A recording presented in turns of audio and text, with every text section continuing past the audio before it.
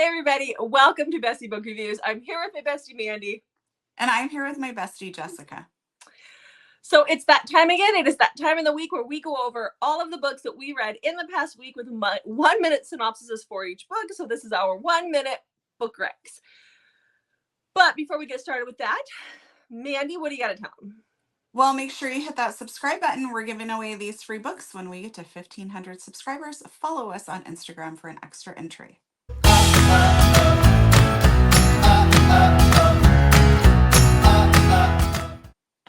Okay, so tell me about your reading week. I had some great reads and I had some not so great reads. Mm-hmm. And so I have 7 books, but I'll only be talking about 6 because 2 were a duet. Okay. I also have 7 books. It was a week where I was kind of crazy. And so, I'm glad that what I did have was pretty good. Like I have like 3 5-star reads in there. So awesome. Yeah. I can't wait to hear about them. Decent reading week. So let's get it started. Let's. You got the timer? No. Oh, okay. Yes. Okay, good. All right. So the first book that I read is, you remember last week when I was talking about the 7 Brides for 7 Brothers series? Yes. Okay, so this is the first full-length book in the series because the first one is a novella. And I stopped reading it to go read the 3rd book in the series because I really liked the premise of that one. And then I went back to this one. So we're going to talk about the first book. So you can read them as standalone. So this is Claimed by M.L. Marion, and this is about Mercy and Amos. So Mercy's in her 30s, and she was a foster kid. She's always wanted her own family. She has PCOS and a few other issues, and she's very introverted, and she doesn't really leave her home at all other than to go to work. And all she wants is a husband and a family, and like that is just her thing because she didn't have a family growing up. She was passed around from foster families. She went passed around that way. And then you have Amos. He's one of these guys in this family that they go out and they claim their wives. So he's in his 40s and he has had a successful business and now he is retiring early. And part of the reason why he's retiring early is because Mercy is his obsession. He has been stalking her. He has been watching her. He knows that is going to be his wife. And so he has done that to build a home. Like he's quitting early. He's built a home and he is prepared for the capture of Mercy. And that is what we do here. We club our wife and take her home with us. But his favorite trope. My favorite trope. His story is a little different than his dad's because his dad's kind of takes place. It is the novella before, and it takes place probably in the 70s or something where we didn't have cell phones and the technology. Now with Amos's story, we have the technology, so he has to be very careful in how he does this. So, because get into a lot of trouble real fast. So yeah. Okay, so what that reminds me of a Dateline episode. You've been watching a lot of Dateline this week. Sorry, I keep kicking my camera. Okay, so what is your first book? Okay, my first book is The Fabric of Our Souls by K.M. Moranova. Yeah. I couldn't tell if that was an N or an M on my picture was Moranova. Okay. All right, ready? Yes. All right. So this is about Wynn and Liam. Wynn has a heart condition and she wants to die. And her brother takes her from her hospital and takes her to this unorthodox treatment facility where she meets Liam. And Liam and her end up sharing a room at this treatment facility. And we kind of go from there. This was our buddy read for this month. So our live show was yesterday or Sunday, depending on when you're watching this. And you can go check that out on our channel and see what we all thought about it. So that's all I'm going to share. All righty. Does my shelf look crooked to you in the background? Move your head. No. Okay.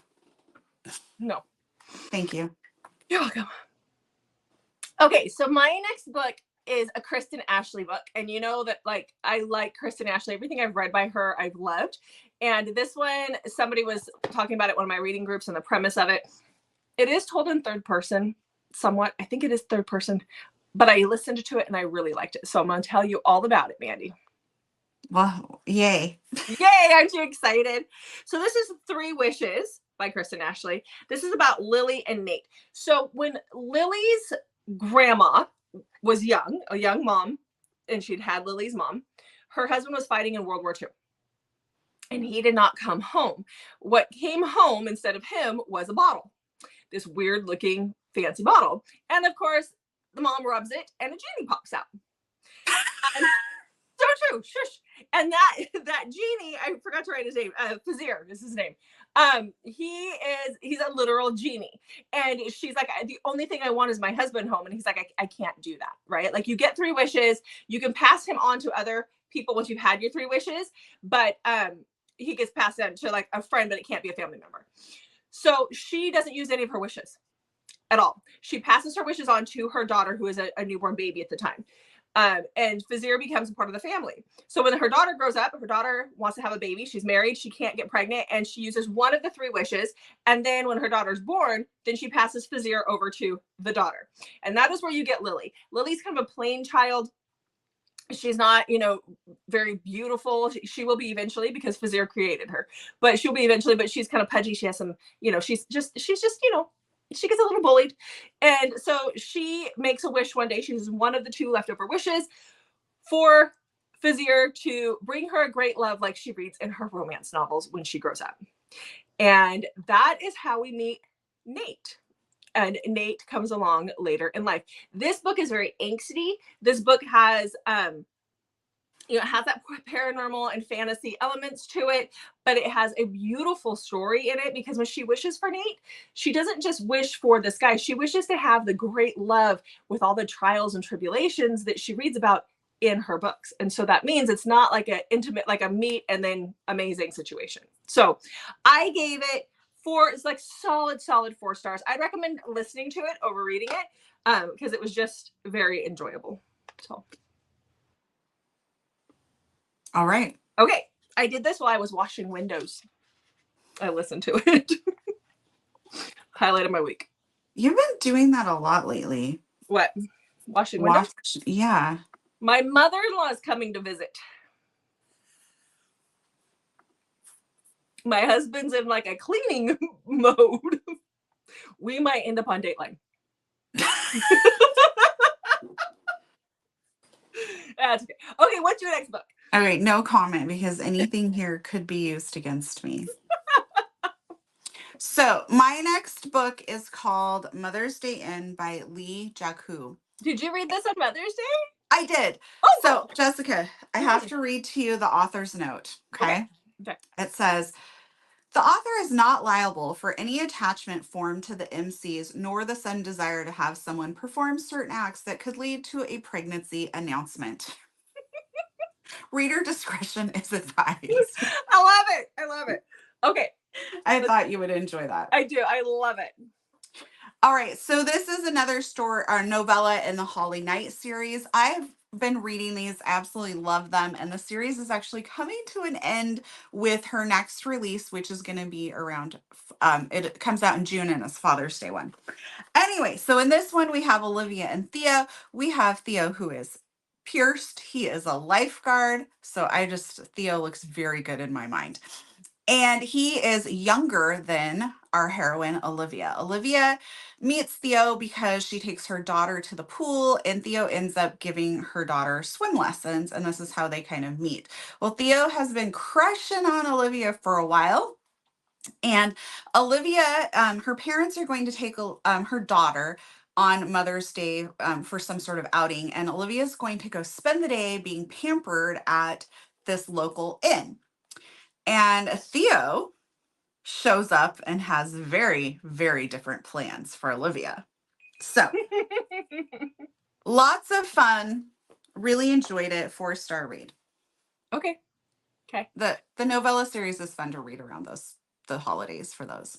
Yeah, for those little things like that. It's cute that they're going to have one for Mother's Day and then Father's Day. That's cute. I like that. Yes. Yeah. So, all right. I did do a reread this week. Just one. I was washing a lot of windows, okay? How many windows do you have? It wasn't that. I had to do inside and out. We have a lot of windows in our living room, or in our front part of our house. And then I had to take the blinds down and scrub the blinds while he did a When lot. your mother-in-law comes over, what does she do? Like, she wear a white glove and walk around and touch everything? I think my husband thinks that she's going to do that. She's never done that. I think that he's afraid that she's going to, like, she must have put the fear of God in him as a child to have an immaculately spotless home. We have 3 large dogs. It's never going to be immaculately spotless. We have 3 teenagers. Well, It's that's clean. probably more of the problem than the dogs.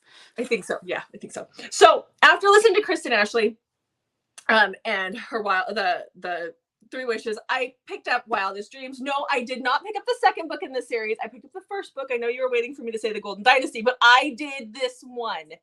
So let's talk about this one because You it's one of just my really needed some more inspiration to keep going on those windows. I did. I really love Kristen Ashley's writing, and I love the books that I've read by her. And I think that was where I was like, oh, I'm really missing this Fantasyland series. And so that's why I picked this up. This is the first book. This is Wildest Dreams. Like I said, it's in her Fantasyland series. So this is about Seothin, or Finny. We call her Finny. She is from our world. She finds out that there's a parallel world that has everybody has a twin in that world. And Finny has lost her parents. She lost them when she was young in an airplane, like in an accident, in an airplane crash.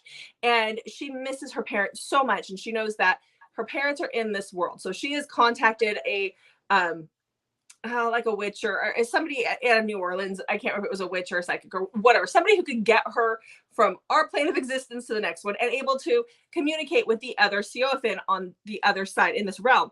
So they decide to switch places. She really wants to go and see her friends. And for some reason, this other Seothin wants to come to our world.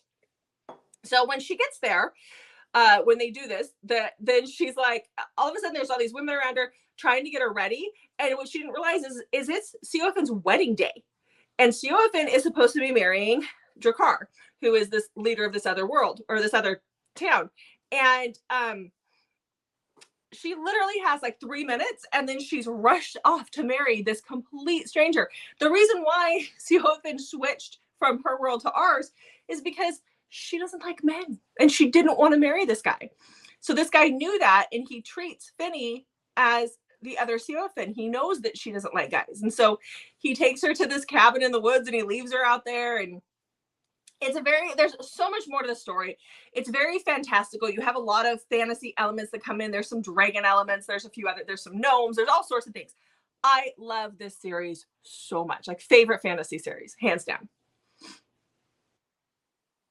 I need to write this down in shocking new information. Yeah, I know. Okay. All right. My next book is called Against the Wall by, nope, it's called Against a Wall by Kate C. Wells. Maybe we should have explained. I am a teacher, so therefore I spend my days apparently in a petri dish. Yes. And once again, I find myself not feeling well. I have caught a spring cold. Yep. Go me. Go you. Yeah, So, I'm curious about this. I like Kate C. Wells, but this is one I haven't read of hers. So I'm very curious. Okay. As to how you liked it. So I took some medicine. So it might kick in and make things worse. It might kick in and make things better. Who knows what's going to happen? Yeah. Okay.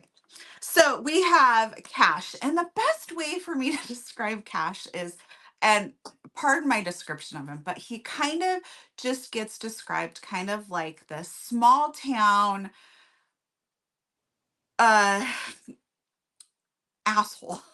Like, okay, here, he has truck nuts, okay? So if that doesn't kind of help you understand what type of guy he is, there we go. But Kate does this great way of describing him as this obnoxious guy, and then we like start to see pieces of him in a different light, and you start to really like him. So anyways, he has bullied Glenna when she was in high school. And so she's like, oh, great. He's like a bully. He's just a jerk. She doesn't care for him. And something has happened, the book explains, but I don't want to give away anything, but something has happened that has led Glenna to kind of not be liked by most of the people in the town. And something, happens that Cash feels extremely responsible for, which he kind of is, and he ends up having to help her.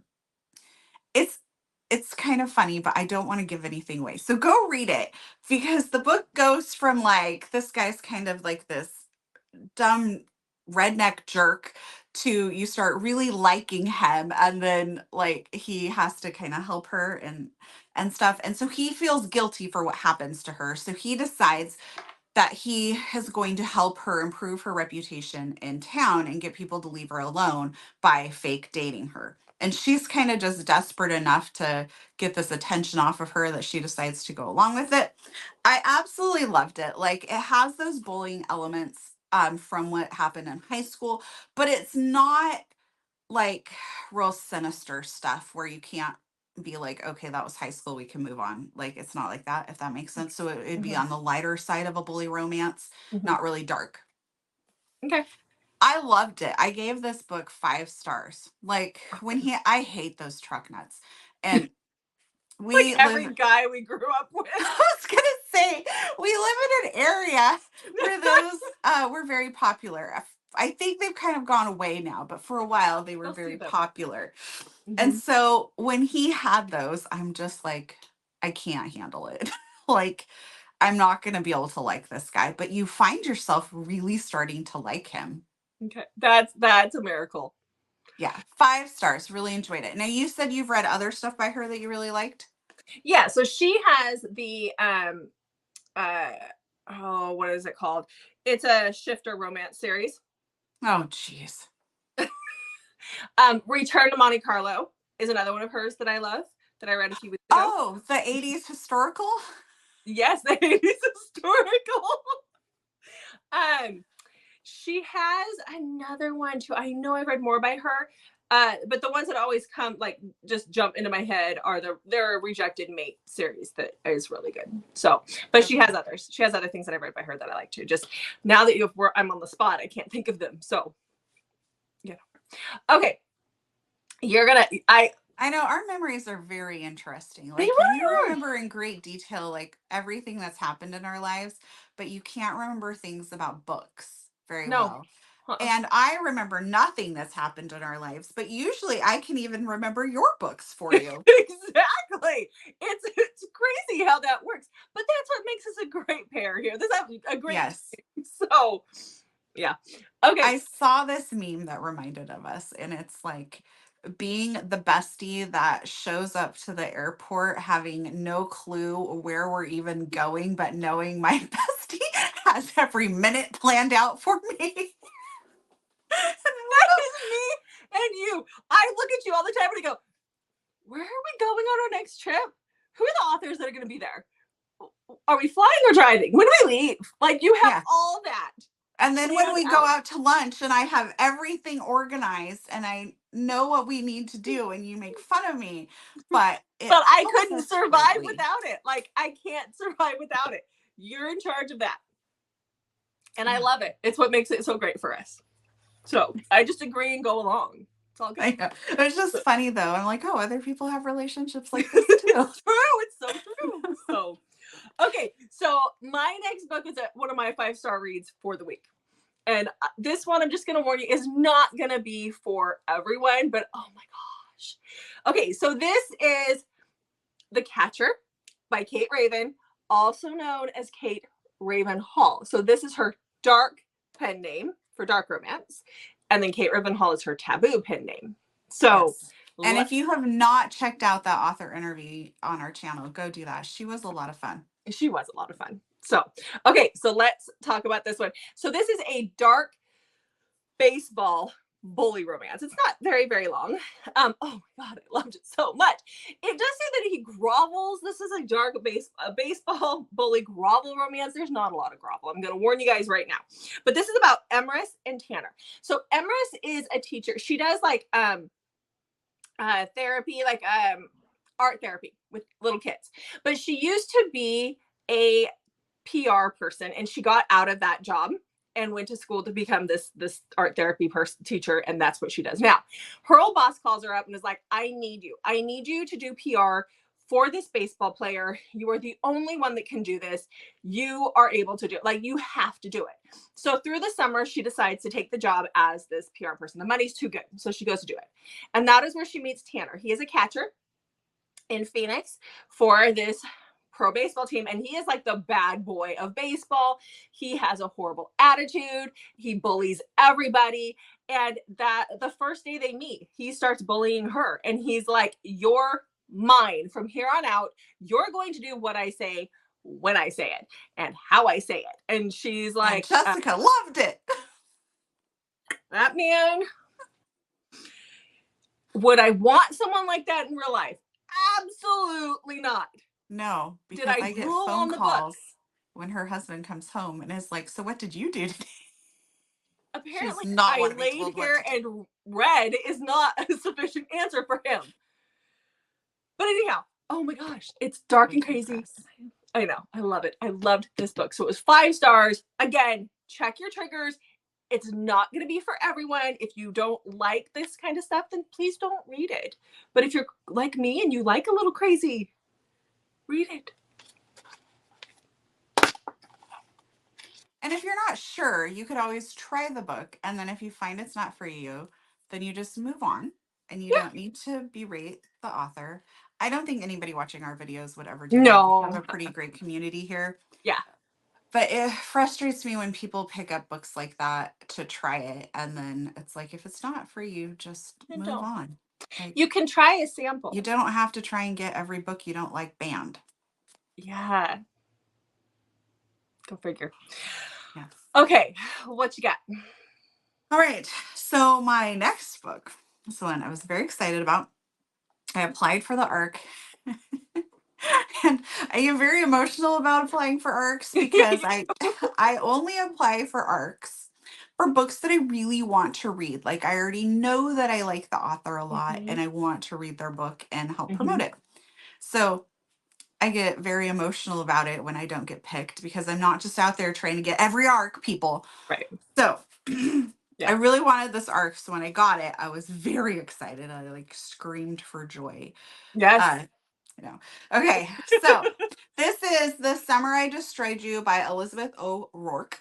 And this is a book number 4 in the summer series, which if you've not read the summer series, go do yourself a favor and go read it. Absolutely love the whole series. So we have Emmy and Liam in this book.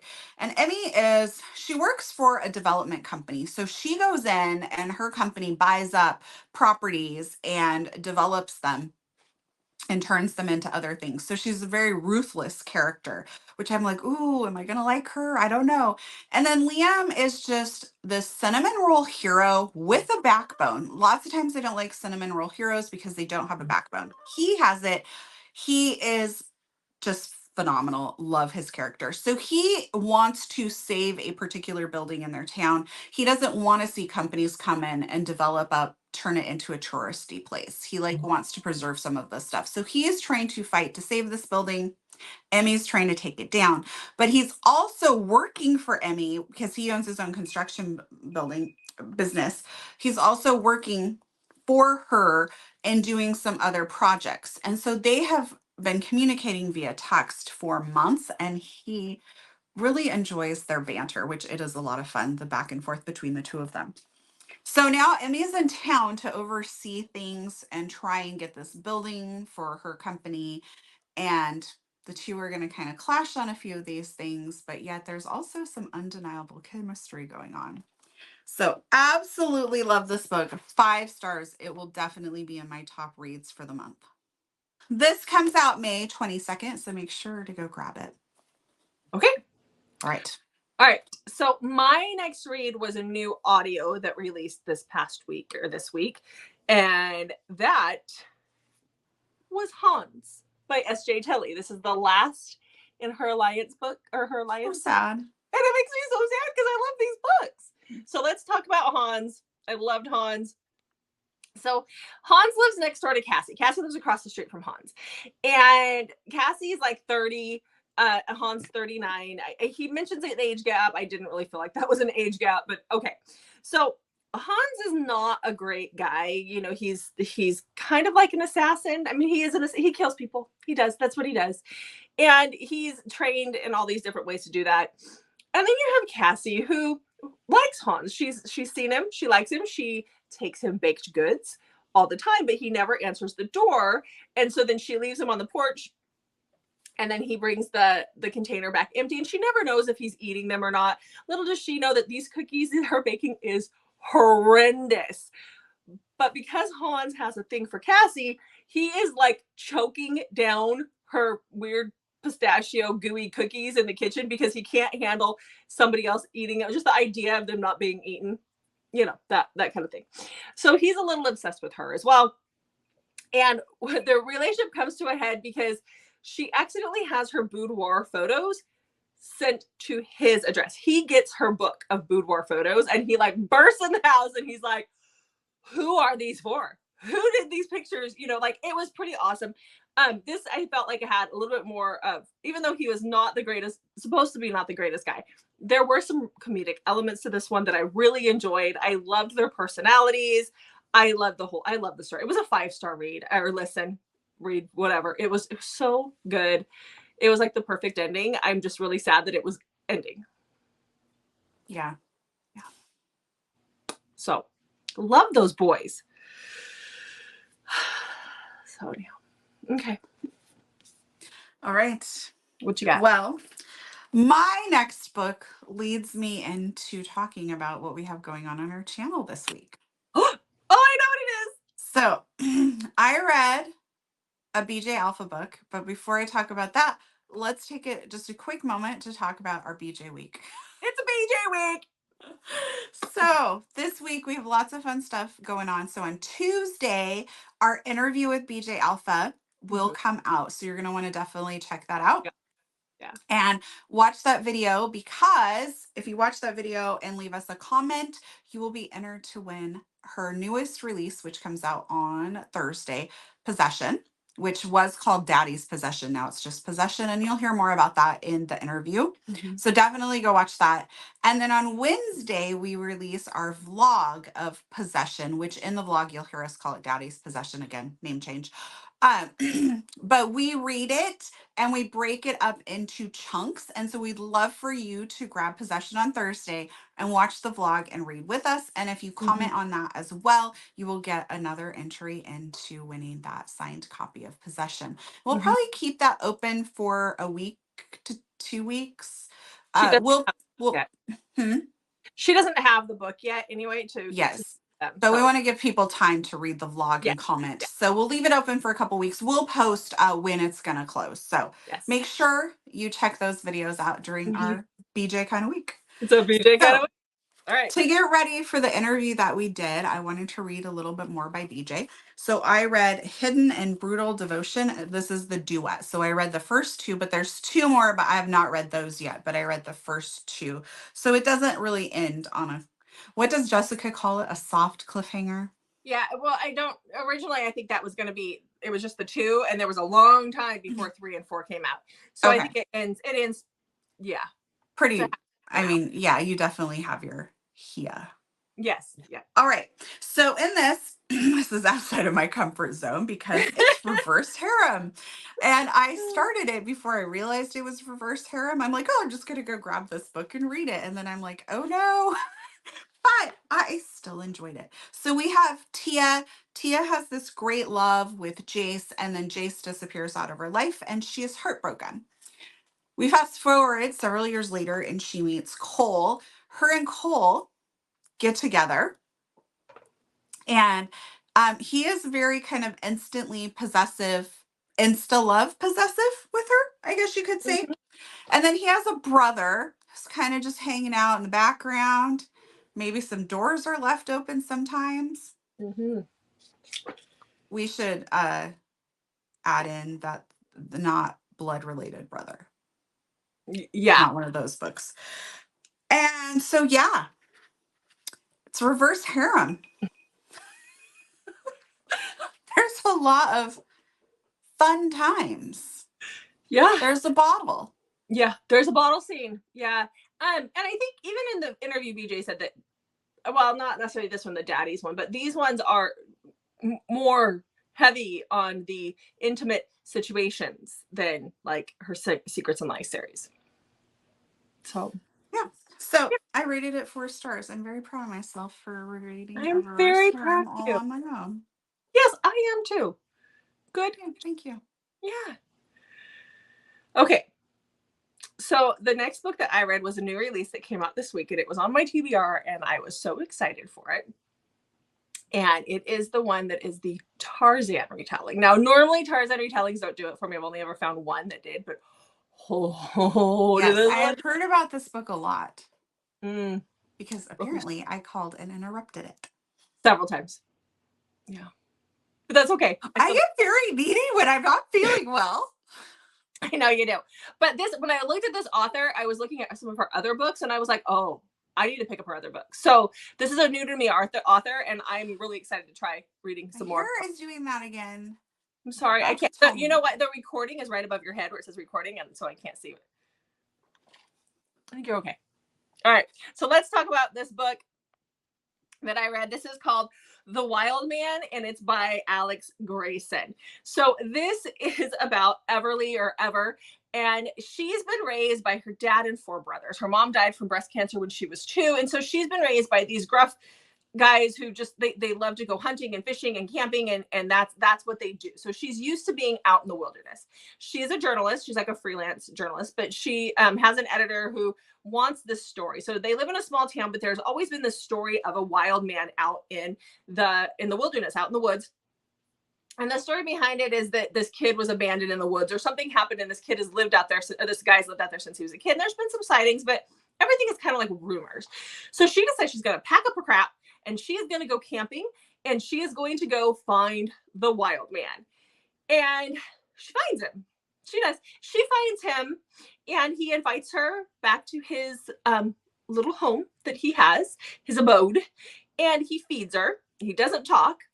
And then when she's like, I'm going to go, it's time for me to go, I found him, I'm going to go, he reaches out, grabs her by the throat, and says, mine. That's all I'm going to leave you with. I gave it 5. Yes. I was like, cha-ching! This really is a clubber over the head and keep her get a book. Definitely. So were you washing windows like this? Because I know you physically read this when you're like. No, I was like, screw the windows. I mean, this was several days later. If I was still washing windows, we'd have been in trouble. But I was like, I have no idea what's happening. Maybe you hid in the closet to read it. This is one where I looked at my husband and I was like, I don't care that you're home on Fridays now and have 3-day weekends. Go away. So this one, 5 stars. I loved it. But like I said, definitely check triggers. There are some really hard things to read in here. So I'm serious. Check the triggers. But oh my God, go read this book. If you want how the Dateline episode's going to start. Lester Holt's going to be like, it was a quiet Friday afternoon when Jessica's husband was home again. Yeah, pretty much. So, what I was going to say something else about this book, and now my brain just went. Sorry. It's all good. It was not healthy for me to binge watch Dateline. It's not healthy for me. Apparently, I'm the one that does everything in your Dateline episode in your head. You're just the best friend who doesn't rat me out, apparently. Yeah. I've never really seen a Dateline episode before like that, where the lady just like supposedly really good friends with this chick, and it's just like spewing everything. Yeah, you totally broke the best friend code. Oh, it's one thing to talk to the police. It's a completely different thing to go on television. Mm-hmm. That's weird. Yeah. I remember what I was going to say. I was going to say that this one is, if you like that barbarian type survival, crazy, he doesn't understand how the world works because he's very animalistic type story, this is for you. Okay. All right. You got one more? I do. Okay. You ready? I'm ready. Okay. It's called The Fourth Degree by Nikki Castle. Okay. I'll start my timer. So this is about Skylar and Dominic. Skylar is a nursing school student. her mom is ill and she has a teenage brother. So Skylar has taken on a lot of responsibility. She is trying to go to school. She has jobs to try and help keep their family going. She tries to take care of her brother and she decides that it's time that she does something for herself. So she joins an MMA gym and starts training, but she doesn't want to be like a fighter. She just wants to take back a little bit of control in her life. And this is where she meets Dominic, who is going to be her coach, who also owns the gym.